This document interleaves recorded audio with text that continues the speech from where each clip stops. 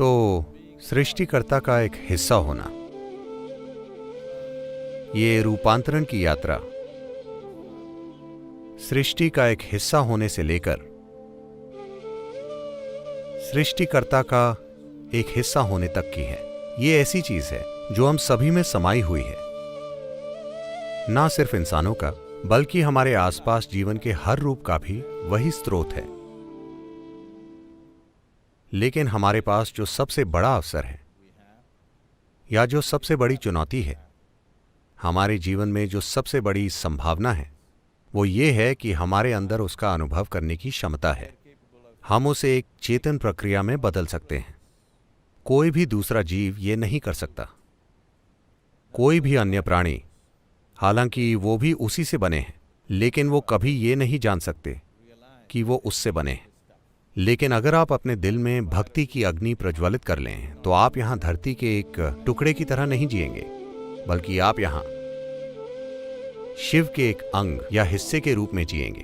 तो मैं चाहता हूं कि एक भक्त के रूप में आप अपने आसपास की हर चीज के प्रति एक नए स्तर की संवेदनशीलता पैदा करें। मैं चाहता हूं कि आप इस नए स्तर की संवेदनशीलता की संस्कृति लाएं और भक्ति सबसे खूबसूरत और आकर्षक चीज बन जानी चाहिए। ये हमेशा से रही है।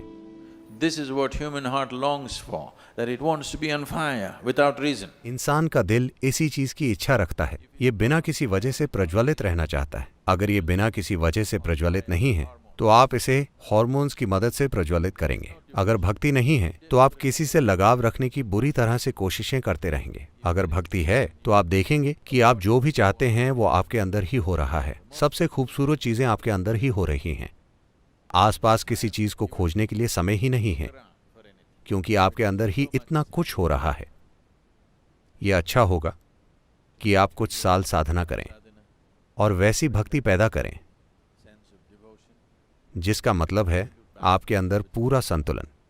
जब आप एक भक्त होते हैं तो आप संपूर्ण संतुलन में होते हैं, क्योंकि भक्ति आप में वो आयाम पैदा करती है। ये एक चरम प्रक्रिया लगती है। भक्ति या भक्त एक चरमपंथी है जो किसी के खिलाफ नहीं है। हमें ऐसे लोगों की जरूरत है।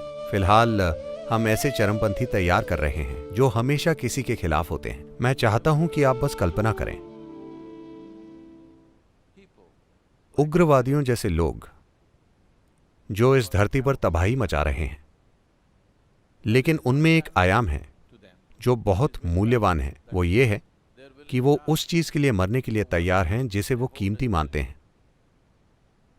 ये एक महान गुण है, लेकिन वो किसी के खिलाफ हैं। यही एकमात्र समस्या है। मान लीजिए उनका कोई दुश्मन नहीं होता। मान लीजिए आपका कोई दुश्मन ना हो और आप में दुश्मन बनाने की क्षमता भी ना हो, पर आप चरमपंथी हों, तो आप एक शानदार तीव्र इंसान होंगे, है ना? एक बहुत ही तीव्र और शानदार जीवन होंगे आप, अगर आप बस इतना करें कि अपने अंदर कोई दुश्मन ना बनाएं।